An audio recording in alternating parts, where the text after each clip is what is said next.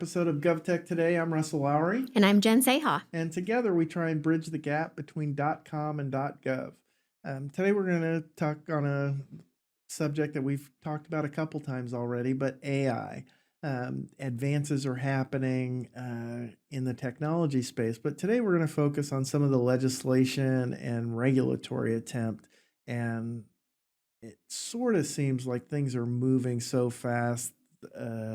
Policymakers are just really struggling to catch up. But something happened at the federal level that grabbed our attention and said, hey, let's talk about it. And that was a mysterious provision that just everyone disavowed. No one says they know how it popped up, but there was a provision in the federal legislation to preclude state regulation of AI. What happened with that provision? It vanished. It vanished overnight. Well, from an industry standpoint, I think people really liked it. And I have some suspicions as to how it got in there. Someone knew someone from a company that struggled with this. I mean, we've talked about this before, right? What should be regulated at a federal level versus a state level? What should maybe not be regulated at all? And so 99 to 1, the federal legislative authorities voted this down and said, heck no, get it out of the bill. Very vocal groups against this, from the National Association of Counties, National Governors Association, National Council of State Legislators. Everyone hated it from a government side, especially from those states that are like, hey, you're cutting us off here. Like, you're restricting our ability to sort of regulate this very important technology. Well, in the federal government, to be fair, if they're interested in regulating, all they have to do is regulate. If they pass a bill or regulate, it can be preemptive. But to put a piece of language in that just preempts the states from doing it, so we have no one doing it. Right. No matter what, that seemed like aggressive overreach, Hail Mary on someone's part. It reminded me a lot of our discussions as it relates to privacy regulation and legislation. And we've talked about it before, where we sort of have a patchwork right now, right? That there's requirements that are different in California than they are in Texas, than they are in Florida, than they are in Maine and Indiana. And it is really difficult. It's difficult for companies that are trying to do business in these states. It's difficult for citizens that are trying to live in these states, especially when it's something like the internet that doesn't respect boundaries of states. So I don't think it's unreasonable to say, hey, this should be regulated nationally at the federal level. But saying no states, you can't, when the feds aren't doing anything, that is kind of crappy. Like, let's be honest. Yes, that's a tough pill to swallow. I'm not surprised by the 99 to 1 vote. But then it comes to California, and California, ever eager to regulate. Dozens of bills every year for the last few years, with several of them signed, but several of them vetoed. The major legislation has certainly stalled. The governor is firmly driving AI, at least policy-wise, through his administration, and then by vetoing significant.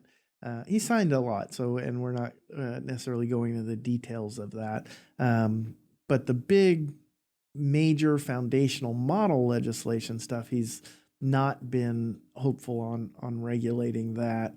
Senator Wiener recently amended his bill in response to the governor's regulations, and it's going to get a lot of attention in the coming weeks. When you think about sort of California's approach to regulation, are you skeptical, hopeful? You think it needs to happen? You expect it to happen? How are you approaching this subject? I do expect it to happen. I'm hopeful that we'll be really thoughtful about legislating versus regulating. And I say that in respect to sort of the path that we've taken already has been executive order, again, driven by the governor's administration. I struggle with putting something in legislation. It is not quick to pass a bill. Right. And to undo anything in that statutory language, you have to run another bill. And getting getting a legislature on the same page is a lot more difficult than just getting an administration on the same page with one boss in charge of it. So I do think the governor, the Department of Technology have been doing a recent effort on this, looking at incorporating generative AI into state purchasing. How are we going to regulate it? How are we going to guarantee transparency, equity? And I do think there's a lot of work happening there. California is certainly leading the pack at per usual, kind of, when it comes to looking at these issues on a national level. So we certainly are going to be leading the charge here. I'm a little skeptical, and frankly, this is why a lot of the legislation was vetoed. This is such a dynamic and changing environment. We look at some of the bills that were even vetoed last session, and they would already be out of date. Right. If they had signed them and put them in law, we would already be saying, hey, we have to run another bill because this is outdated. I saw some of that in a pretty nimble environment with the governor's executive order. That you have to certify that there was no AI used at any stage in the process in the delivering of technology to the state, and varying interpretaings of what that means, but it's almost impossible to do anything. Who is signing that? Nobody. Right. Who is signing that? Or they're interpreting it radically different ways. I have AI generated automated email responses or editing tools or Grammarly or all of these tools anywhere involved in the involved, and what does that mean? But the big policy ideas of safety, transparency, catastrophic risk, we don't want Billy in his basement unleashing chemical warfare because he's working with an AI chatbot. And I mean that. That's technically that's some of the testimony the legislature's heard is the possibilities of that happening.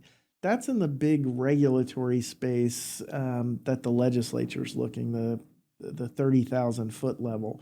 But we have tons of AI experiments going on across state government that have gotten a lot of attention in the tech community.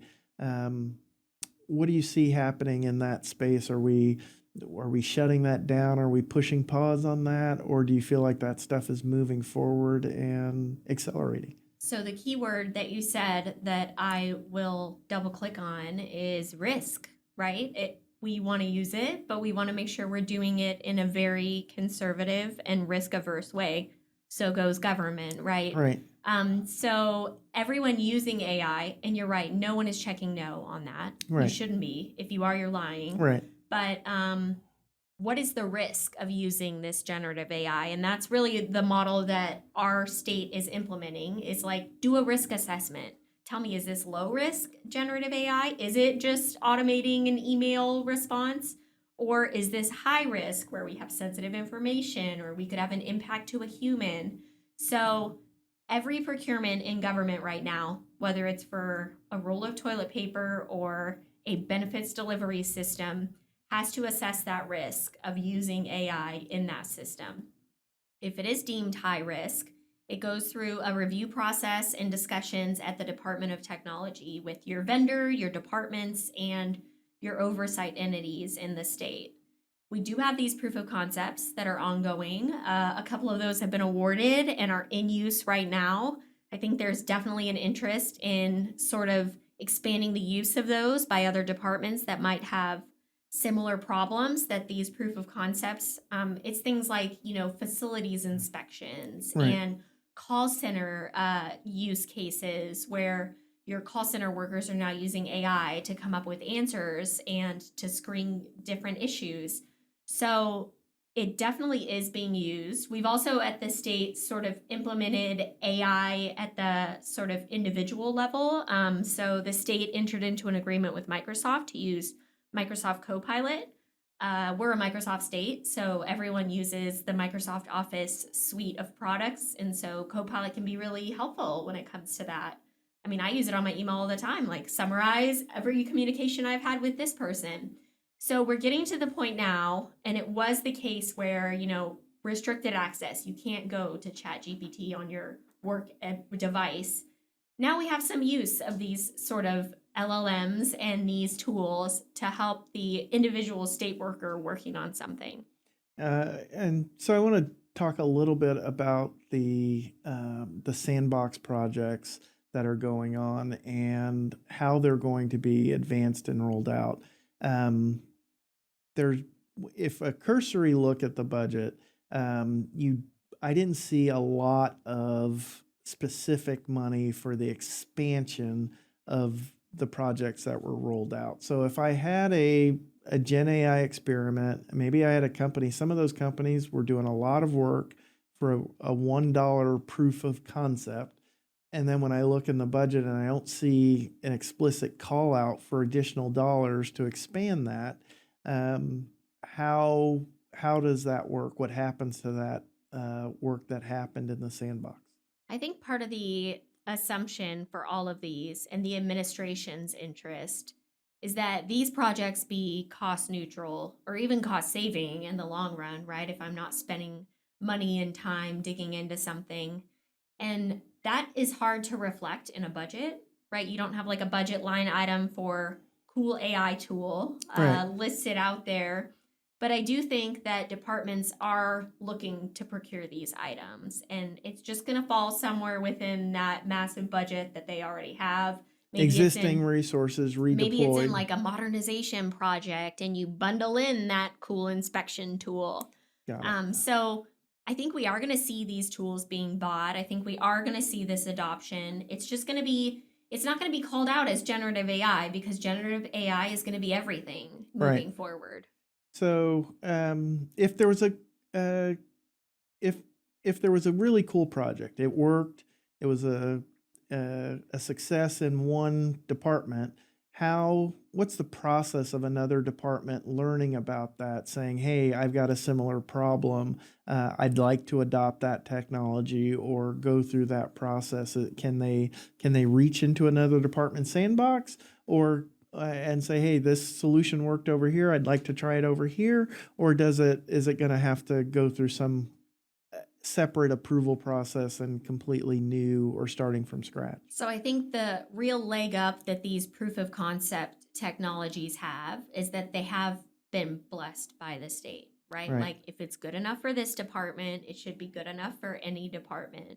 So I don't think they're going to have to go through that rigorous starting from scratch review that you would if you wanted to build your own new technology. Okay. You're still gonna have to figure out how you fund it within your department, how it fits into your suite of products and your personal needs for it. Not every facility inspection is the same.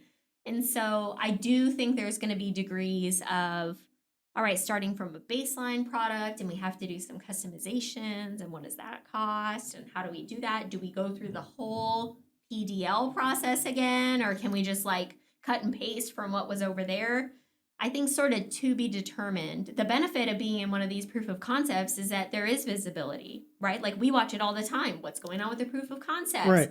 In our budget, now they have to deliver a report to the legislature in March of next year about Right. what's happening with AI and these proof of concepts.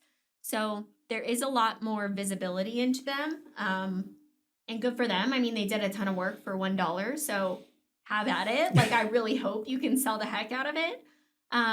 But it doesn't mean that there's other stuff that's isn't happening. Like there's all kinds of cool AI things, cool AI products that one department's using. So I think it is word of mouth a lot. It's incumbent on the vendor community to sort of spread the word, right? If I do an awesome AI project at one department, I want to scream it from the rooftops, Right. like tell everybody about it, especially if I see applicability at more than one department. I mean, that's a good sales strategy if I'm a vendor community. And then if I'm the state, I love helping a fellow department. Like we all have similar problems. Let's work together. That is in the best case scenario. I've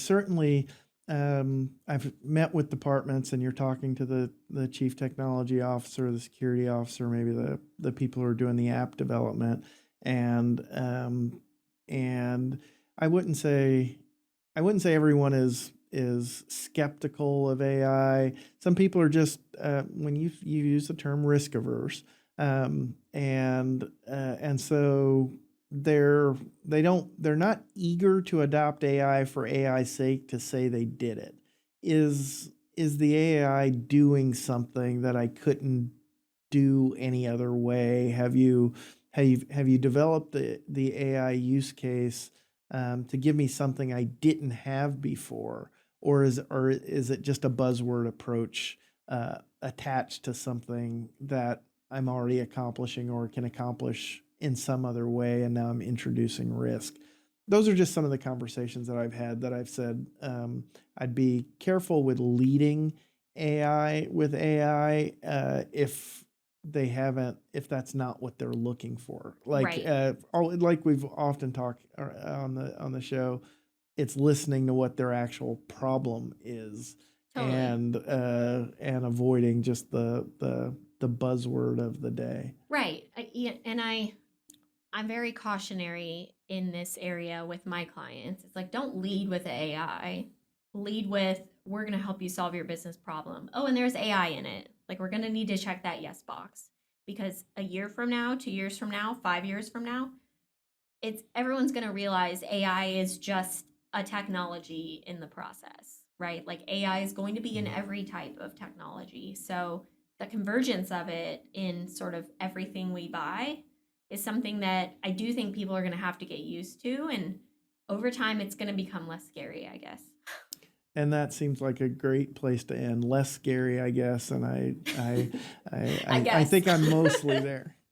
Thanks. Thanks.